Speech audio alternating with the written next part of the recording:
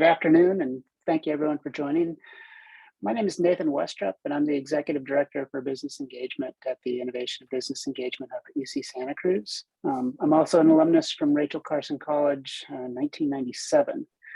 Today, Nada Miljkovic, our Interim Program Manager for the Center for Innovation and Entrepreneurial Development at UC Santa Cruz, will be facilitating a conversation with our 4 panel guests for the next hour. Nada has been affiliated with Crown College, teaching ethics, entrepreneurship, creativity, and leadership. She's a founder, community builder, and an artist who creates digital media performances and installations. She's been a lecturer at Crown College since 2015, teaching a wide range of subjects. She helped design and implement courses Crown 90, the Startup Entrepreneurship Academy, Crown 91, Marketing for Good, Crown 92, Social and Creative Entrepreneurship, Crown 95, Business Assistance, and Crown 98, Digital Storytelling and Podcasting. I'm sure Crown 99, 100, and 101 are in the works as well. Nada is an alumna of Porter College, and she also has a Master in Fine Arts and Digital Arts and New Media from 2009. Nada is the co-founder and CEO of Get Virtual and founder of Arts on Art. She is the president of several nonprofit boards, the Arts Council of Santa Cruz County, the United Services Agency, and Earth Lab, San Francisco.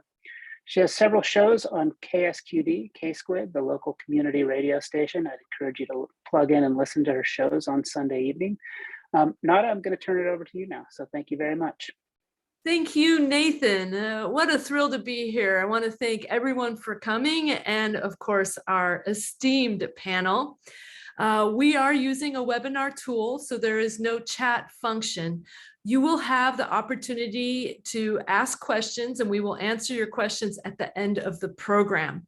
And we invite you to submit your questions into the Q&A box at any time. I want to welcome our speakers, our esteemed speakers, and I want to start with no order in any way, but we got to start somewhere, and that will be with Jacob Martinez. Jacob is an alum from Ucsc 2004 in evolutionary biology. Jacob founded in 2014 the Digital Nest, a technology workforce development hub that provides youth in your rural communities with high demand technology skills, mentoring and hands-on experience so they can secure well-paying jobs. Jacob conceived of the Nest after witnessing a young college student out in the cold doing homework on her laptop because she didn't have internet access at home. That moment sparked Jacob's idea to give the brilliant young minds in his community a better chance at achieving big dreams. Over the course of his career, Jacob has provided guidance and mentorship to youth to pursue STEM careers. Before starting Digital Nest, Jacob spent nearly 10 years running a successful program funded by the National Science Foundation with a focus on encouraging underrepresented Latina girls in the Pajaro Valley Unified School District to study computer science. The program was instituted at every school throughout the district and eventually expanded to include boys. Jacob currently sits on the board of directors for the Santa Cruz Works and is on the advisory board of the Association of Science and Technology Centers, United Way Monterey County, and Watsonville Film Festival. In 2020, Jacob received the James Irvine Foundation Leadership Award, and in 2018, he was given the Monterey Bay Economic Partnership Community Impact Award, and the Draper Richards Kaplan Foundation selected him as an Entrepreneur Fellow. He spoke at the first White House Tech Meetup in 2015, and TechCrunch named him one of 2014's top 10 men in the country supporting women in technology. Jacob understands that businesses improve their ability to innovate when they hire the creative, brilliant young minds living in their own backyards. Local youth solve community challenges, put resources back into the community, and build economic prosperity where they live. By training youth in the technology and soft skill businesses demand, Digital Nest is empowering them to chart their future careers. He plans to open a digital nest in all overlooked communities across California and prepare youth to transform them into thriving economic centers. When Jacob is not making sure youth in rural communities are ready for big careers, he spends time with his wife and 3 kids, cultivates his home garden, and prior to the pandemic, he traveled. He is based in Watsonville, and we are very lucky to have him. Next up, I'd like to introduce Matusi Paul, Rachel Carson, 2000, with an economics and minor in mathematics. Matusi is the Vice President of Business Development at Modern Electron. He was the former Chief Commercial Officer at a private equity firm, B3 Bar, President of Volt Inspection, and held a joint appointment, continues to hold a joint appointment as the entrepreneur in residence at the University of California, Santa Cruz. He has co-founded and founded multiple startups, including the data contextualization company Ondaka and the derivatives analytics company OIS Capital. He has successfully introduced new hardware and software technologies into several heavy industry verticals, including mining, oil and gas, and electrical utilities. He has co-authored multiple patents in the fields of power generation and waste heat recovery, and has an extensive background in the development and management of power engineering and field service companies. Matusi serves on the boards of Altralinium, UK, GNR, France, and Coro, Northern California. A regular speaker at conferences exploring the intersection of technology and heavy industry, Matusi has an MBA with distinction in environmental and land use law from Yale University. He did his undergraduate work in economics and mathematics at UC Santa Cruz, and is as an alum and active advisor in top-ranked startup accelerator programs, including StartX at Stanford University and Alchemist, Kosla, Germany. Welcome, Matusi. I next have the pleasure of introducing Cameron Pye. Cameron grew up in Georgia and attended Whittier College, where he earned a bachelor's in chemistry. In 2016, he received a PhD in organic chemistry from, of course, UCSC. It was during his time at UCSC, while working in the lab of Professor Scott Loki, that Cameron met and ultimately partnered with fellow UCSC graduate alumnus Joshua Schochert to co-found Unnatural Products, UNP. They did this in 2017 to develop macrocyclic drug discovery, AI. Since then, UNP has grown into a drug discovery company harvesting insights from nature to create cyclic peptides to address urgent clinical needs. Through the use of machine learning, UNP was able to design new compounds that are able to mimic some of the rule-breaking properties that have only been found in natural products. These properties improved access to the inside of the cell with larger molecules that are able to act on targets that have been off limits to traditional therapeutic approaches. Unnatural Products has received funding from Artist Ventures, Abstract Ventures, Asset Management Ventures, Better Ventures, Blue Bear Ventures, Merck Global Health and Innovation Fund, Rising Tide Fund, and Wing VC. The company is based in Santa Cruz, California. And it's my last and great pleasure to introduce Flo Tin Chialtas. Flo is a graduate of Rachel Carson in 1999 in psychology. She is currently the talent partner at one of the leading early stage deep tech venture capital firms, DCVC, Data Collective. DCVC has over $2 billion worth of assets under the management across 300 portfolio companies, They believe in investing in innovation that will have a lasting and positive impact on society. These include areas of drug discovery, industrial transformation, climate tech and resiliency, and healthcare, just to name a few. Flo brings over 20 years of human resources and recruiting expertise to DCVC, where she leverages her diverse experiences, aligning people and business strategies to guide their founders and founding teams through their talent and people-related needs. Prior to DCVC, Flo was the vice president of people at NerdWallet, where she built the recruiting, HR, and workplace operations teams from the ground up, helping to grow the company from 40 to 500 employees. With her focus on talent and the employee experience, NerdWallet went on to receive more than a dozen accolades during her tenure, including Best Places to Work by the San Francisco Business Times in 2017. Before NerdWallet, Flo was the first talent operating partner at Khosla Ventures, guiding funders and executives through their recruiting strategy. Flo was the director of talent acquisition and an early member of the team at Zynga, where she was responsible for building and leading Zynga's recruiting function at a time of explosive growth, successfully hiring over 3,500 employees in 3 years. Whoa.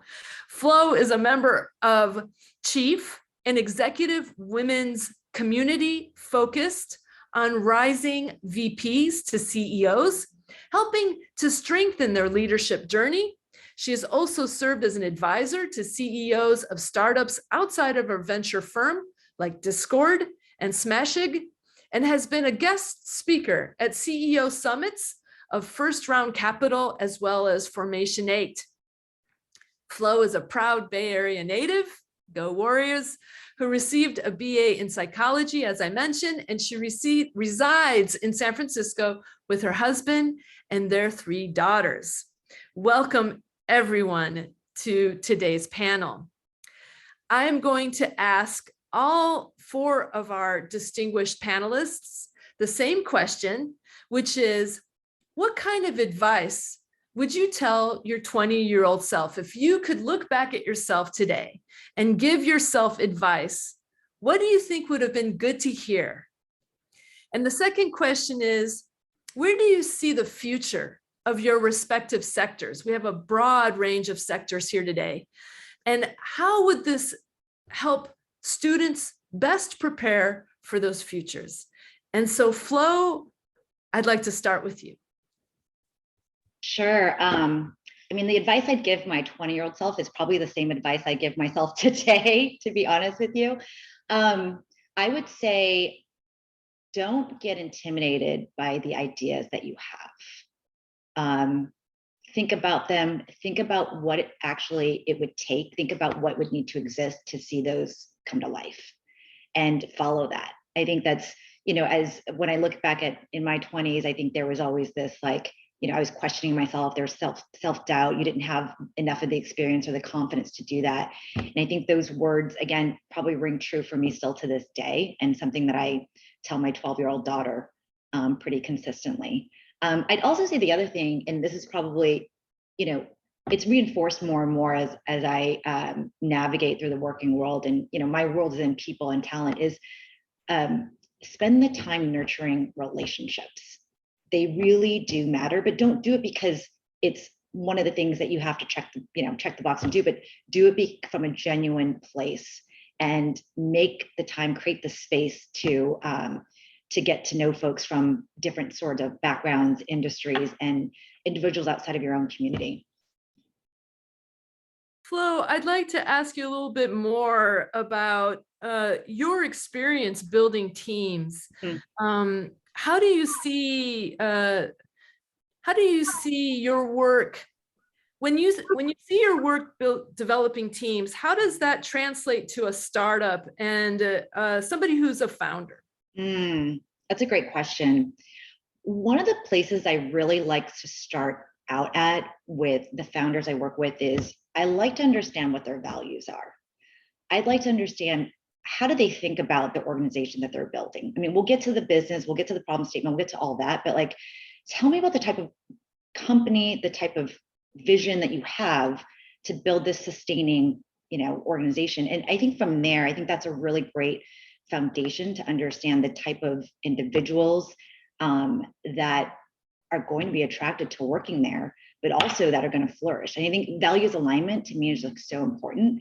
I also like to try to understand, from the founder's perspective and founding team's perspective, for that matter, is, how well are they aware of what their strengths are, what their competencies are, what, their overall general awareness. Because what I found to be true working with a number of our companies is the more and more that we can get to that and kind of get to the root of that, the better we can understand when we're building out teams, we're, thinking about additional capabilities, additional competencies that you don't have, like what's going to shore you up if you're not strong on the operational side. And that's just not something that you have perfected or you've got enough reps in.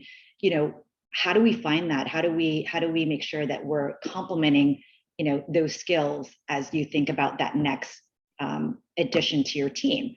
And so being very thoughtful, being very methodical, and this to me, it's an ongoing conversation that we have to really flesh out what does that organization, eventually look and how it's actually going to be constructed.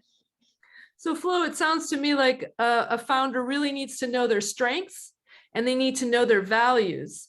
And it's just as important for the employees to be in alignment with that. Absolutely. Anything else you'd like to add for our students that are? I would say, like there's a level of self-awareness, right? I think, there's a level of self-awareness. I think when we're looking at founders and we're looking at investing in companies, there's a couple of different things that we look to, right? It's do you understand and how well do you articulate the vision and the mission that you're going after? Are you an individual that talent is going to be drawn to, right? And that's not just external talent, but we're in a market where recruiting, and retaining individuals is just paramount to building an organization, to building a long-lasting organization. So yes, can you attract them? Great. But do you have the sense of how to engage and develop and really retain like a great workforce that's going to stick with you? I think that's very motivating. That's something people are going to look to. And then, how do you leverage the talents of different people coming in? So some of our investments, it's not unusual to find a super talented scientist or PhD, coming out of school, and they've got a great idea. They want to try to figure out how to commercialize that. Look, okay, again, going back to the team, the organization, the type of people you have, do you understand how to leverage those talents that you are bringing in the organization? So really, I can point to a few companies that are doing that well. Pivot Bio, we have a founder, Karsten Tem, who has done a remarkable job bringing in folks that have that functional expertise and getting out of their way, leveraging them to the utmost, and really building a great product. That's great. So self-awareness is the key to building a good team. That's great. Thank you so much, Flo. I would like to turn it over to Cameron Pye. Cameron, would you mind telling us what you would tell your 20-year-old self if you could whisper in their ear today, and how that can help students prepare for maybe a career in chemistry and founding a product such as a company such as your own? Yeah, I would say don't forget to floss, because those dentist bills add up later in life. But no, in all seriousness, I think Flo stole my response in a lot of ways. I think one off the cuff remark would be start learning a scripting language. If you're like interested in a technical field at all, go figure out what level of kind of computational literacy you want to have, and then challenge yourself to have like one notch more than that. and the sooner you do that, the better. And then the other would be, yeah, I think what Flo said, which is really around this kind of imposter syndrome that I think really permeates anyone that's moving into really fast moving technical fields. And certainly I think as a founder, we like to portray this confidence and self-assuredness, which you have to have, some of it of, or even hubris, dare I say, to be a founder. But I think really acknowledging the fact that everyone else is kind of out learning things on the fly as well, and that's kind of what it feels like when you're challenging yourself, is that everyone else in the room is smarter than you, more experienced than you, what have you, is okay, and that they probably feel the same way about you, and I think that's something that I face even in grad school, and certainly face out getting to interact with brilliant, really accomplished people like that are on this panel. It's easy to be intimidated, and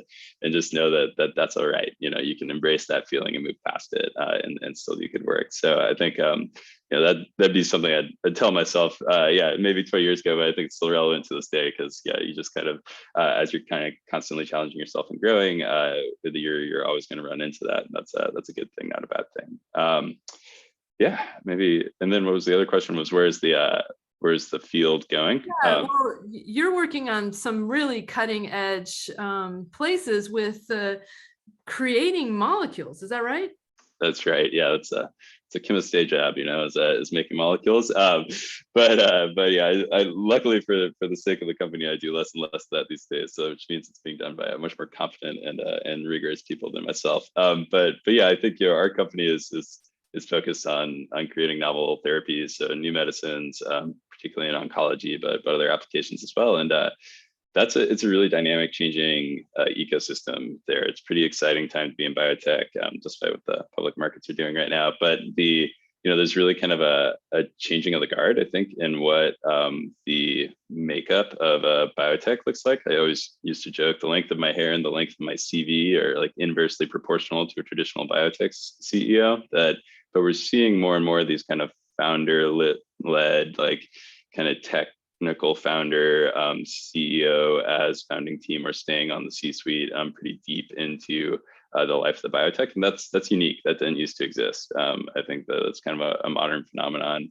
And like Flo said, I'm terrified of not knowing what I don't know. Right? Like there's a lot of moving parts in drug development, and we're constantly seeking out new relationships and advisors and members of the management team. But I think the industry is changing, and there's room for a lot of kind of new disruptive technologies and tolerance for those in a way that there hasn't been over the past decade or two. And the funding climate's changing to meet it as well. So I think it's an evolving thing. Like I said earlier, computation's not going anywhere, and even the kind of types of things that computational enables. So, the greater omics kind of revolution was really built on the back of, engineering and computational power to make use of that data. And so I think those are kind of themes that are going to be with us for a long time here, is that kind of new tools, new technologies, and the people and makeup of the companies that build those things is going to look different than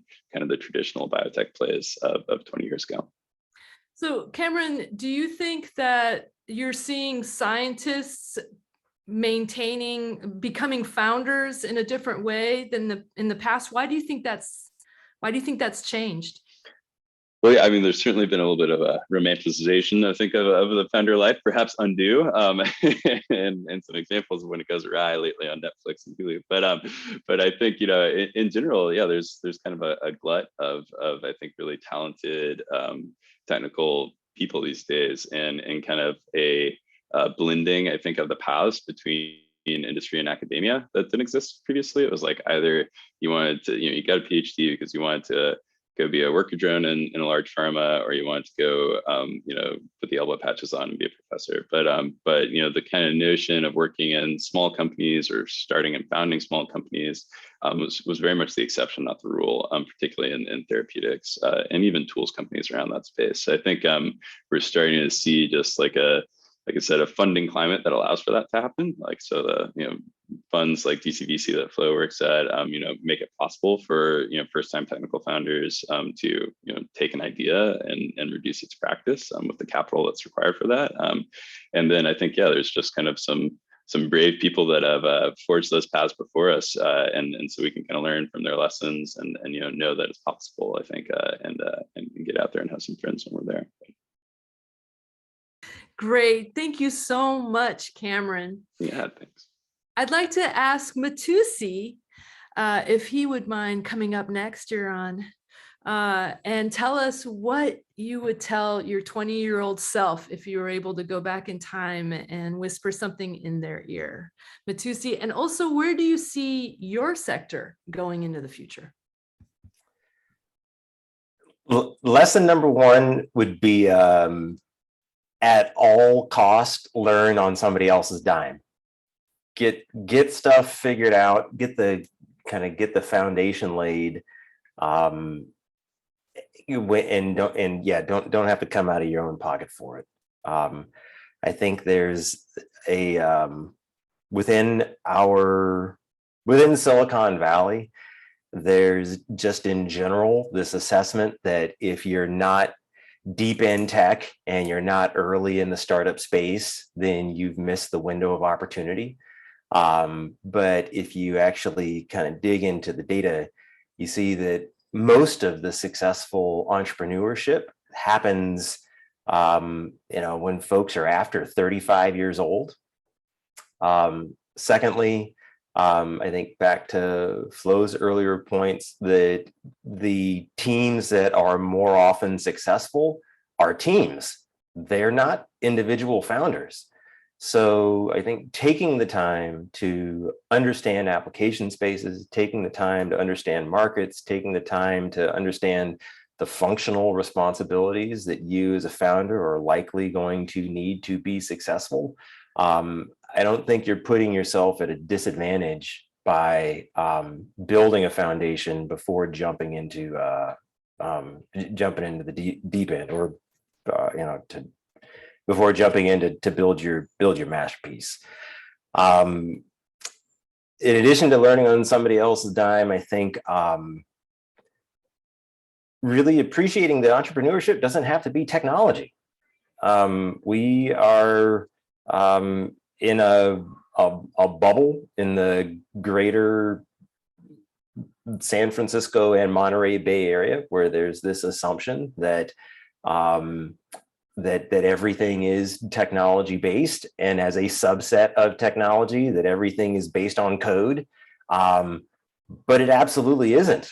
And I think whether you're starting a business from scratch, whether it's tech or non-tech, or you're helping grow somebody else's business, or you're acquiring other people's businesses. You could be selling apricots, and I'm not saying that tongue in cheek. Literally, I think there is room for innovation. There's room for building businesses. There's room for entrepreneurship everywhere you look. I was in a meeting, this is back 2-3 months ago, with a gentleman up in the Pacific Northwest who is actually in the business of turning around churches. Who would have thought that was a business model? But that's exactly what he does. He goes in and acquires churches, merges churches together, and then uses the capital associated with those buildings from merged churches, and then acquires new ones. He was a minister, and realized that the thing that he did really well was getting church communities together.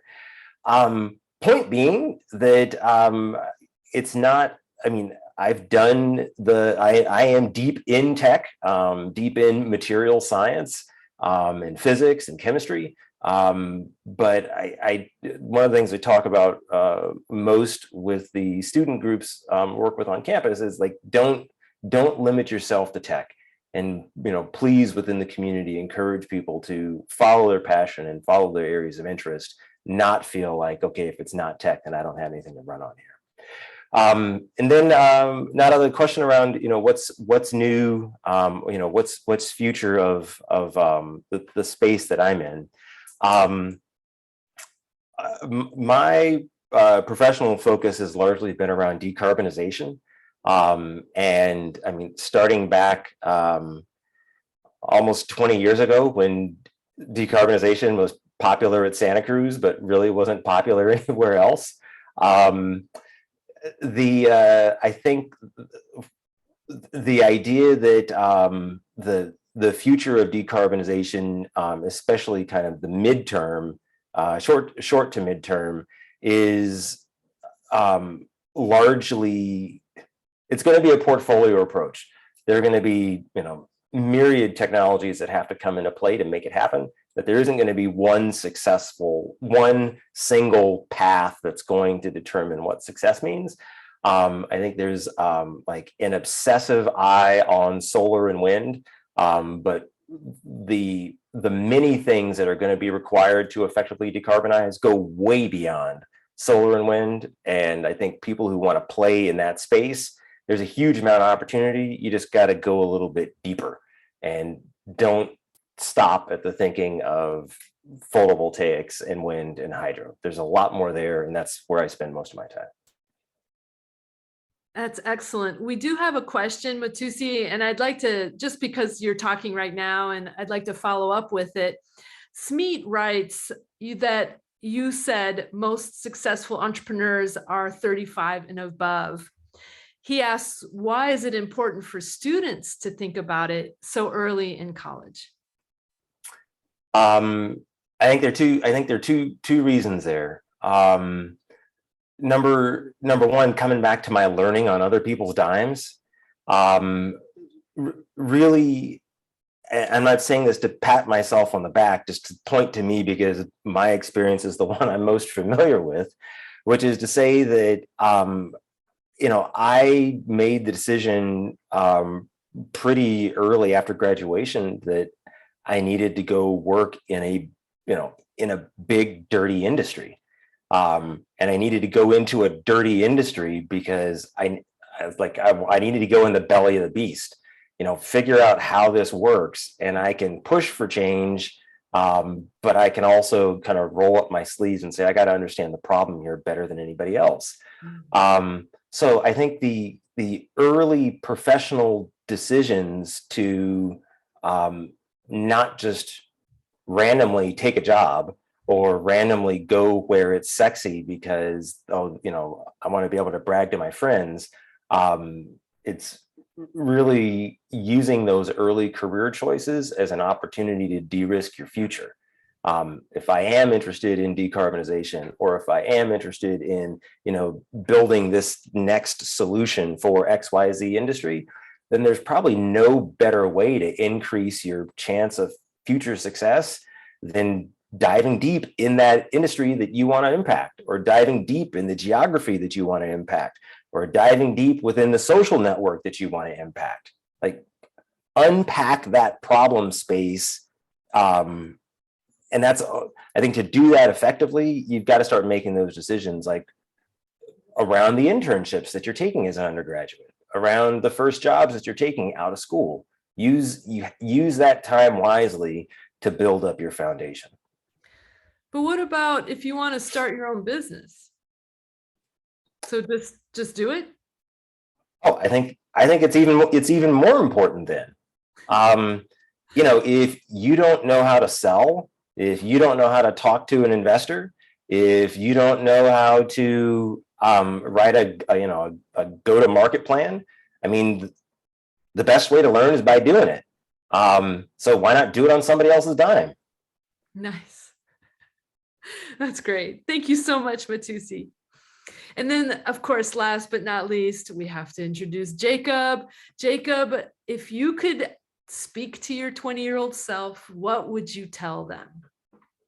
Yeah, I think we've all kind of mentioned this in some way, but relationships, networking, a college education is no longer a guarantee for a job like it used to be.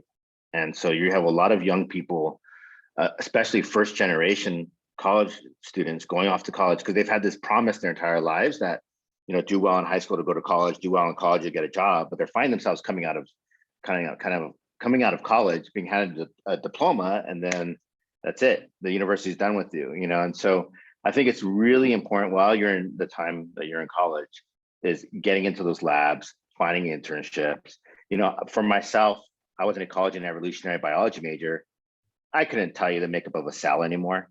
Like that's long gone, right? Out of my head. But what was key to my education was being in the lab, meeting a professor, learning how to operate in that environment around academics and talking with folks and being introduced to other people and becoming part of diversity programs to get me kind of moving in my career, right? Just that networking, those relationships coming out of college allowed me to find those job opportunities, allowed me to keep kind of moving along in my career and still pulling on those relationships that I had back in college, even to this day, for myself or for other students to help them get networked in. So I think that's probably the most important thing. I know probably undergraduates get told that all the time, go to office hours and, you know, go talk to professors, go talk to your TA, but truly those relationships are going to be key for you upon graduation. And alongside of with that is the Alumni Association. UCSC has an Alumni Association. Upon graduation, you need to tap into that. I think our campus has a really unique approach to alumni. It's no longer about just getting alumni to come back to a sporting event. We don't have a strong sports program here. So how do we engage alumni? And how does the Alumni Association not just go for you for a check, but like to really engage with you? If they can't engage with you in sports, how can we engage with you on your career and your network? And so definitely encourage folks to lean on the Alumni Association. I know quite a few people in there that deeply care about supporting students and in their career path. So I think that would be some advice to folks. And regarding your second question around the sector, Matusi got to this a bit. There's different forms of entrepreneurship. I'm in the space of social entrepreneurship, of how do we be innovative in addressing some social challenges that typically the corporate sector has created or policy has created. And so being innovative in these environments is a form of social entrepreneurship. And I was naive when I launched the Digital Nest as a nonprofit. I was naive to think it was different than business, but it's not. I'm dealing with cash flow, I'm dealing with HR, I'm dealing with legal, I'm dealing with, product development, marketing, communication. So when you're in the social network and you decided to go that route around entrepreneurship, having those business fundamentals, having mentors that understand how to run a business is key for a social venture success. Jacob, how do you see the future of where you're working in social entrepreneurship, in diversity, equity, inclusion, and belonging work? I mean, we're in the epicenter of it in terms of in California. I mean, we're 40% plus Latino, but yet if you look at the percentage of Latinos that lead nonprofits, you're looking at less than 2% of all nonprofits are led by Latinos. If you look at philanthropic dollars, less than 2% of philanthropic dollars go to Latino-led organizations. But yet we're in a state that's 40% plus Latino, you know? So it's very much, we're at the epicenter of it. We're in the richest state in the union, but yet we have some of the highest rates of poverty. And it wasn't by accident, it was policy and systems that created that. And so it's a very exciting space to be in right now. There's philanthropy starting to look at how they're giving out dollars and how to change it. There's corporations looking at the impact that they're having on local communities and how to change it. And so people who are interested in social entrepreneurship or interested in this industry, it's a really exciting time. You know, I think the power is slowly shifting, and we continue to need innovative young people to come in and push and continue to push it forward. Excellent. Thank you, Jacob. We have several questions in the Q&A. One of them was actually the next question I was going to ask. And I wanted to ask all four of our panelists, how do you see UCSC helping in your life today, your success today? And Jacob, since you're up, if you wouldn't mind. Yeah, you know, I'm proud to still pretty closely connected to the campus. I'm a special advisor to the chancellor. It's a new role that was created, and so I'm proud to just be really kind of involved and truly trying to work with her on how does UCSC really live up to the HSI, the Hispanic Serving Institution designation, and how can we really be that for students. But I think I mentioned it, the Alumni Association. I mean, I think we come from an interesting group of student body that mostly came to this campus because they cared. You know, they cared about people, they cared about others, they cared about the environment, they cared about social justice. And so how do we like continuously highlight those people who are making change, like my colleagues here on this call? I think that's an important way that people could get connected to the community, continue to just push out the great work that many of us are doing here to make the world a better place. Yay. Thank you, Jacob. Matusi, how did going to UCSC affect the success? I mean, it was huge for me. Coming out of Southern California, and coming out of a solidly kind of middle class family in a pretty urban environment, to be in Santa Cruz, it was a space that was welcoming of that and really kind of challenging the way I thought and challenging a lot of the assumptions that I made, put me in a position to where, kind of leaving Santa Cruz, I think I was a lot more comfortable to challenge the assumptions that a lot of other people were making, either about our operating environment, or, you know, assumptions that we're making about each other. Just kind of used to being something of an outsider, and that has served me well. Whether that was in the banking space or industrial operations space, or even like oil field operations. I mean, those are not traditional spots where you find Santa Cruz people, but I can tell you that Santa Cruz people do incredibly well in those spaces because we're willing to kind of push buttons and look under the curtains and ask questions. And that's really, really, really important. Excellent. Thank you, Matusi. Cameron, how did you see your UCSC training help you in your success? Yeah, definitely. I mean, I loved my time at UCSC, and for graduate school, I thought it was really this like kind of Goldilocks institution, where we had kind of the best in class researchers, you know, really brilliant faculty members and graduate students and postdocs in the departments. But because we were a little bit smaller and, you know, a little bit more Santa Cruz than some of the other UCs or you know, that nameless institution that starts with an S over the hill, you know, there's just collaboration was a lot more the norm as opposed to the exception. I think, you know, a kind of recurring theme through all these talks has been about networking and maintaining relationships, and having that be like really part of your ethos. And I think, you know, scientifically that was kind of the ethos. It wasn't put your blinders on and, you know, try and get your paper out as soon as possible before you get scooped by one of your lab mates. Like, you know, some of the tier 1 institutions it's a lot more conversational and collegial. And it turns out that's what life actually looks like. And it's certainly what business looks like is actually about kind of,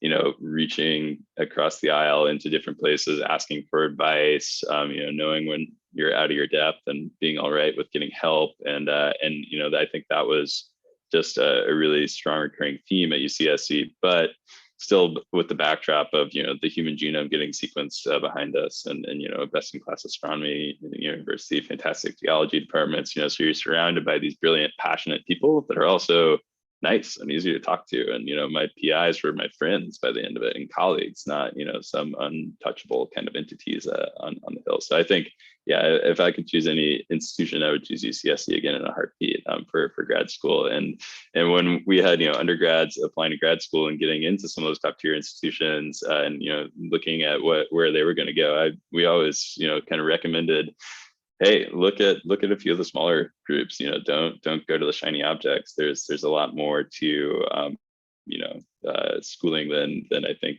just the pedigree. And not to say that UCS's pedigree is fantastic. Banana slugs are universally loved. So I think, but no, some of those quote unquote soft skills, I think that we're just kind of organically learned through a graduate career at UCSC. I think we're probably the most valuable skills I learned.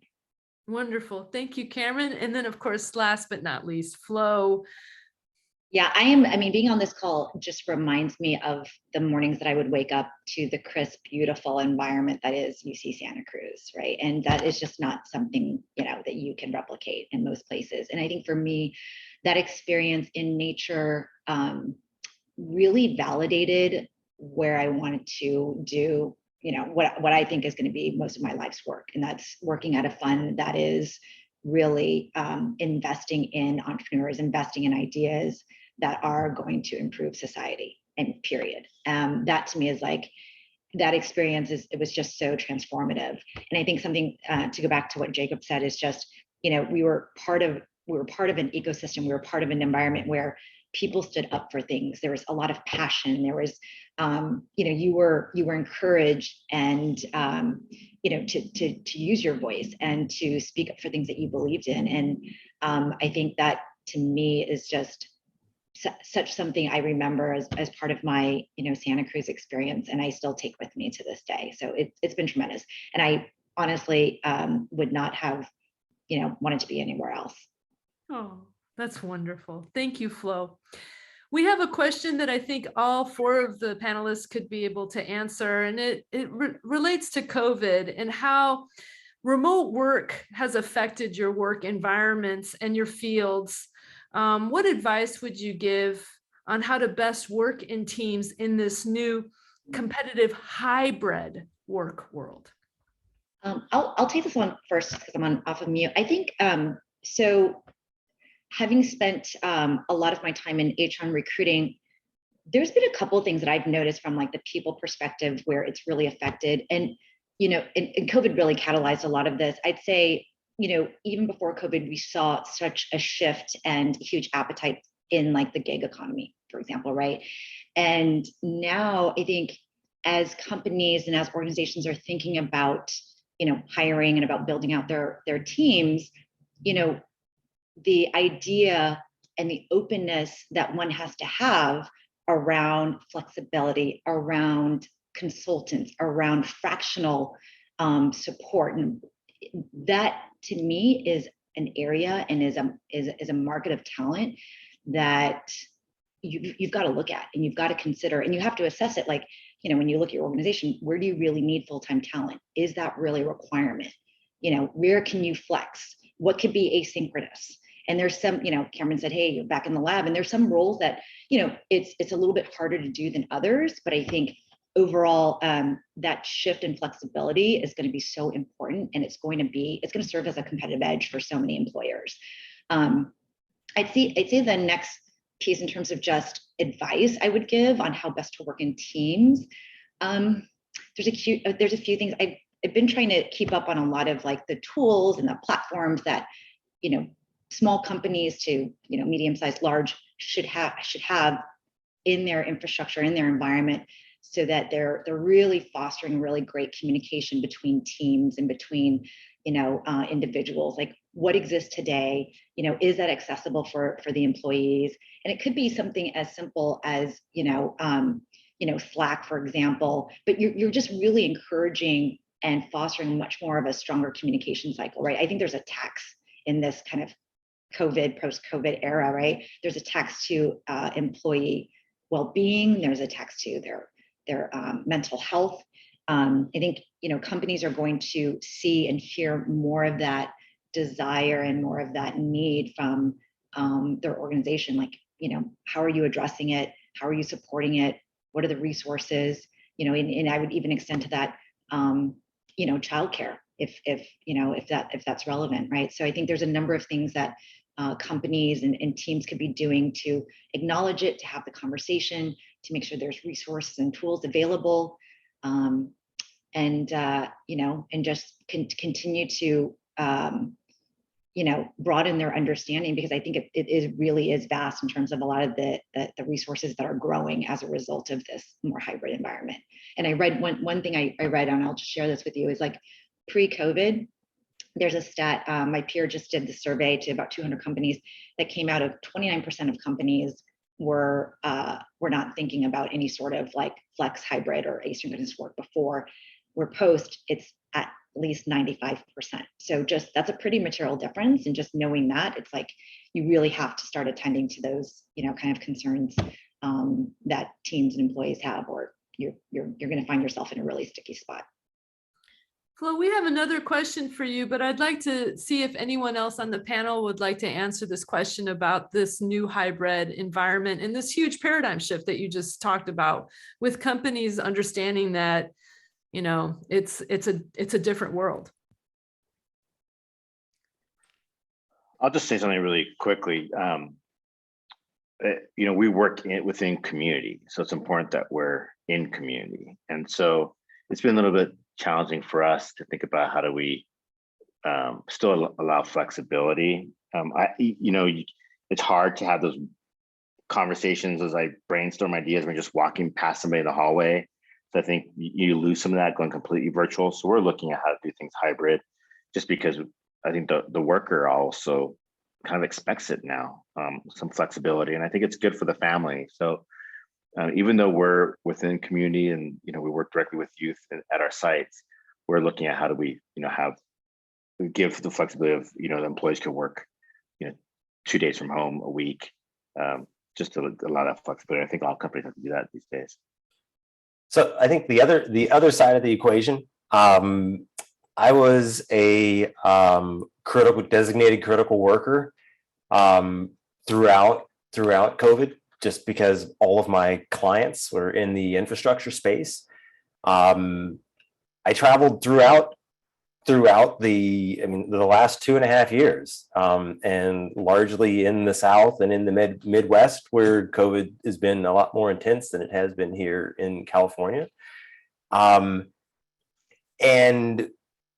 folks there are going about their business as if COVID doesn't exist. I'm not championing that that's the way that life should be. I'm not judging it. I'm just saying that we need to be cognizant that the way we think and act in our UC Santa Cruz space and Bay Area space is not necessarily the way the rest of the universe is acting. So I am at home in isolation right now because I'm COVID positive, but that's largely as a result of having been out in the field as much as they have the last 2 years. So is what your question is driving to, Nada? I think that is a legitimate question, but I think it's also a very self-selecting question, because you're talking within a community that can largely afford to work remotely and is within a scope of work that encourages that, and politically is already thinking like that's the right thing to do. But a large chunk of our country doesn't have that luxury, and doesn't agree with that politically. Yeah, I would agree with that it's also globally. We are in a very special bubble for sure. I want to thank the students who gave us these questions. It looks like Flo is typing the answer, which is specific to how being in human resources recruitment helps one become a venture capitalist. We have only a couple more minutes. Is there any parting words, anything? I know that we want to thank our sponsors, in particular, of course, the Center for Innovation and Entrepreneurial Development that Ucsc and I are a part of. And Nathan, would you like to tell us a little bit more about the Innovation and Business Engagement Hub? This is a new program. It just started in the fall, but it's also very exciting. Sure. Once again, I just want to thank everyone. I've known some of you for 20 plus years. So to go back to that network thing, Ucsc and I have come a long way in 25 years, I'd like to think. UC Santa Cruz and Flo as well, and Jacob and Cam, I really appreciate all of you. The Innovation and Business Engagement Hub is a new initiative. That's a joint initiative out of the Office of Research and the University Relations space. We've got a new Assistant Vice Chancellor for Innovation and Business Engagement named Brian Sharp. I think we're building out a team, and we see ourselves as a hub to help connect all of the innovation champions that are working across campus, and also to serve as kind of a portal to direct companies that are coming into the university, but also to kind of help steward the different relationships and connect dots across campus, and to connect dots with our alumni network, companies, founders, co-founders, for a myriad of opportunities across campus. So I think stay tuned. The space is evolving. We're building our team, and really excited to have all of you here today. So thank you, Nada. Thank you. Thank you, everyone. I just want to mention that Seed is going through a rebranding. There will be a new website up very soon. And our big tagline that we've come up with is that we are the interface between professional development and the entrepreneurial mindset. Seed is meant for everyone, whether you are a founder or not a founder. Many of our students are going to find themselves working in the startup space. And so hopefully they can find the resources they need with Seed. Thank you so much to our panel. Thank you, Nathan, for putting this together. Thank you, Susan. Thank you, Diana, for helping us create, I think, a really great forum. I hope you all have a great day. Thanks, everyone. Thank you, everyone. Thank you, Nada. Thanks. Bye.